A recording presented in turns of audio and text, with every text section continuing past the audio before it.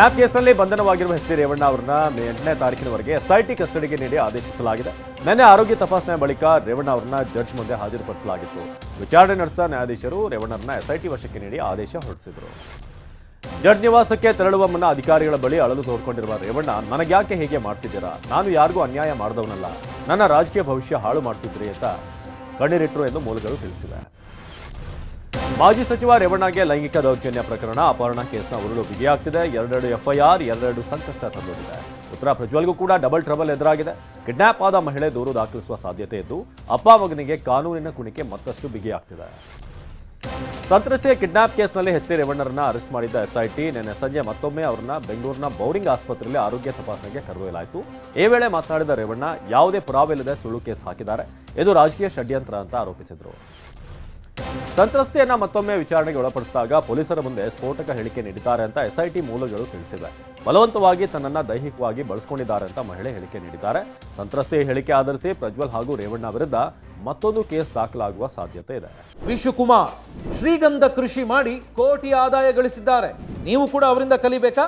ಅವ್ರ ಜೊತೆ ವಿಡಿಯೋ ಕಾಲ್ನಲ್ಲಿ ಮಾತಾಡಬೇಕಾ? ಈಗಲೇ ಫ್ರೀಡಮ್ ಆ್ಯಪ್ ಡೌನ್ಲೋಡ್ ಮಾಡಿ.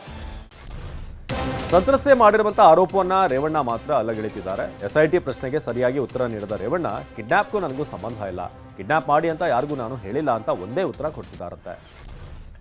ರೇವಣ್ಣ ಮಹಿಳೆ ಆರೋಪವನ್ನ ತಳ್ಳಿ ಹಾಕಿದ್ರೆ ಎಸ್ಐಟಿ ಅಧಿಕಾರಿಗಳು ಪ್ರಶ್ನೆಗಳ ಮೇಲೆ ಪ್ರಶ್ನೆ ಕೇಳ್ತಿದ್ದಾರಂತೆ. ಸಂತ್ರಸ್ತ ಮಹಿಳೆ ನಿಮಗೆ ಪರಿಚಯ ಅಂತ ಕೇಳಿದ್ದಕ್ಕೆ ಸಂತ್ರಸ್ತ ಮಹಿಳೆ ನನ್ನ ಬಗ್ಗೆ ನನಗೆ ಯಾವುದೇ ಮಾಹಿತಿ ಇಲ್ಲ, ನಾನೇ ಕರೆದುಕೊಂಡು ಬರಲು ಹೇಳಿದ್ದೇನೆಂದು ಸಾಕ್ಷಿ ಏನಿದೆ, ಸಂತ್ರಸ್ತೆ ಜೊತೆ ನಾನು ಮಾತನಾಡಿಲ್ಲ, ನೋಡಿಲ್ಲ ಅಂತ ರೇವಣ್ಣ ಉತ್ತರ ನೀಡಿದ್ದಾರಂತೆ.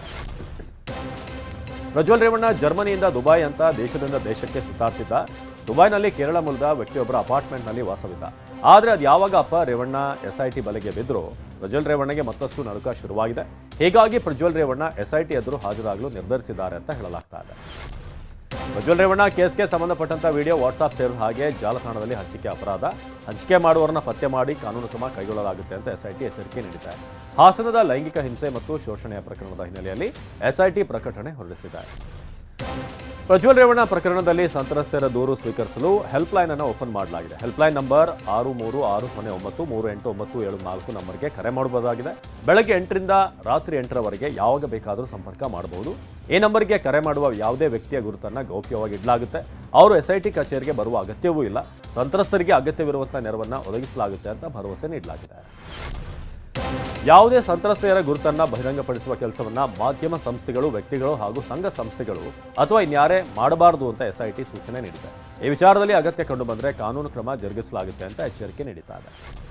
ಚಾಮರಾಜನಗರ ಜಿಲ್ಲೆಯಲ್ಲಿ ಮಳೆಯಿಂದ ಬೆಳೆ ಹಾನಿಯಾಗಿದೆ. ಮೊನ್ನೆ ಸುರಿದ ಮಳೆಯಿಂದಾಗಿ 502 ಹೆಕ್ಟೇರ್ನಲ್ಲಿ ಬೆಳೆದಿದ್ದ 25 ಕೋಟಿ ಮೌಲ್ಯದ ಬಾಳೆ ನಾಶವಾಗಿದೆ. ಕಟಾವಿಗೆ ಬಂದಿದ್ದ ಬಾಳೆ ಬೆಳೆ ಕಳೆದುಕೊಂಡು 893 ರೈತರಿಗೆ ಸಂಕಷ್ಟ ಎದುರಾಗಿದೆ ಅಂತ ಡಿಸಿ ಶಿಲ್ಪಾ ನಾಗ್ ಮಾಹಿತಿ ಕೊಟ್ಟಿದ್ದಾರೆ. ಬಾಲಿವುಡ್ ನಟಿ ಬಿಜೆಪಿ ಅಭ್ಯರ್ಥಿ ಕಂಗನಾ ರನಾವತ್ ಪ್ರತಿಪಕ್ಷಗಳ ನಾಯಕರನ್ನ ತರಾಟೆಗೆ ತೆಗೆದುಕೊಳ್ಳುವ ಭರದಲ್ಲಿ ಎಡವಟ್ಟು ಮಾಡಿದ್ದಾರೆ. ಆರ್ಜೆಡಿ ನಾಯಕ ತೇಜಸ್ವಿ ಯಾದವ್ ಬದಲು ತಮ್ಮದೇ ಪಕ್ಷದ ತೇಜಸ್ವಿ ಸೂರ್ಯ ಗೂಂಡಾಗಿರಿ ಮಾಡ್ತಾನೆ, ಮೀನು ತಿಂತಾರೆ ಅಂತ ಹೇಳಿದ್ದಾರೆ. ಮಧ್ಯಪ್ರದೇಶದ ಬಿನಾ ವಿಧಾನಸಭಾ ಕ್ಷೇತ್ರದ ಕಾಂಗ್ರೆಸ್ ಶಾಸಕಿ ನಿರ್ಮಲಾ ಸಪ್ರೆ ಅವರು ಬಿಜೆಪಿ ಸೇರಿದ್ದಾರೆ. ಲೋಕಸಭೆ ಚುನಾವಣೆ ಘೋಷಣೆಯಾದ ನಂತರ ನಿರ್ಮಲಾ ಸಪ್ರೆ ಕಾಂಗ್ರೆಸ್ ತೊರೆದು ಬಿಜೆಪಿ ಸೇರಿದ 3ನೇ ಶಾಸಕಿಯಾಗಿದ್ದಾರೆ. ಸಪ್ರೆ ಅವರು ಸಾಗರ್ ಜಿಲ್ಲೆಯ ರತ್ಗಢ್ನಲ್ಲಿ ನಿನ್ನೆ ನಡೆದಂಥ ಬಿಜೆಪಿ ಸಾರ್ವಜನಿಕ ಸಭೆಯಲ್ಲಿ ಸಿಎಂ ಮೋಹನ್ ಯಾದವ್ ಸಮ್ಮುಖದಲ್ಲಿ ಕೇಸರಿ ಬಾವುಟ ಹಿಡಿದರು.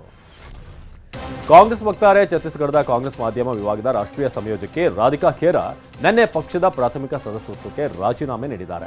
ಅಯೋಧ್ಯೆಯ ರಾಮ ಮಂದಿರಕ್ಕೆ ಭೇಟಿ ನೀಡಿದ್ದಕ್ಕಾಗಿ ಪಕ್ಷದ ವಿರೋಧ ವ್ಯಕ್ತವಾದಂತಹ ಹಿನ್ನೆಲೆಯಲ್ಲಿ ಪಕ್ಷದಲ್ಲಿ ರಾಧಿಕಾ ರಾಜೀನಾಮೆ ನೀಡಿದ್ದಾರೆ. ಭಾನುವಾರ ನಡೆದ ಐಪಿಎಲ್ ಪಂದ್ಯದಲ್ಲಿ ಪಂಜಾಬ್ ತಂಡದ ವಿರುದ್ಧ ಚೆನ್ನೈ ಗೆದ್ದು ಬೀಗಿದೆ. ಮೊದಲು ಬ್ಯಾಟಿಂಗ್ ಮಾಡಿದ ಚೆನ್ನೈ 168 ರನ್ಗಳ ಗುರಿ ನೀಡಿತ್ತು. ಆದರೆ ಟಾರ್ಗೆಟ್ ಬೆನ್ನತ್ತುವುದರಲ್ಲಿ ಮುಗ್ಗರಿಸಿದ ಪಂಜಾಬ್ ಪಡೆ ಸೋತಿದೆ. ಈ ಗೆಲುವಿನ ಮೂಲಕ ಪಾಯಿಂಟ್ಸ್ ಟೇಬಲ್ನಲ್ಲಿ ಚೆನ್ನೈ 3ನೇ ಸ್ಥಾನಕ್ಕೇರಿದೆ. ಐಪಿಎಲ್ ಇತಿಹಾಸದಲ್ಲಿ ಅತಿ ಹೆಚ್ಚು ಕ್ಯಾಚ್ಗಳನ್ನು ಹಿಡಿದು ದಾಖಲೆಯನ್ನ ಚೆನ್ನೈ ಸೂಪರ್ ಕಿಂಗ್ಸ್ ತಂಡದ ತಲಾ ಧೋನಿ ಸೃಷ್ಟಿ ಮಾಡಿದ್ದಾರೆ. ಈವರೆಗೂ 150ಕ್ಕೂ ಹೆಚ್ಚು ಕ್ಯಾಚ್ ಹಿಡಿದಿರುವಂತಹ ಧೋನಿ ಸಾಧನೆ ಮಾಡಿದ ಮೊದಲಿಗ ಅನಿಸಿಕೊಂಡಿದ್ದಾರೆ.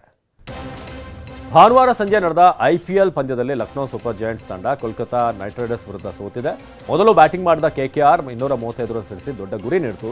ಬಿಗ್ ಸ್ಕೋರ್ ಅನ್ನು ಯಶಸ್ವಿಯಾಗಿ ಬೆನ್ನತ್ತುವುದರಲ್ಲಿ ಕೆಎಲ್ ರಾಹುಲ್ ಪಡೆ ಸೋಲನ್ನಪ್ಪಿದೆ.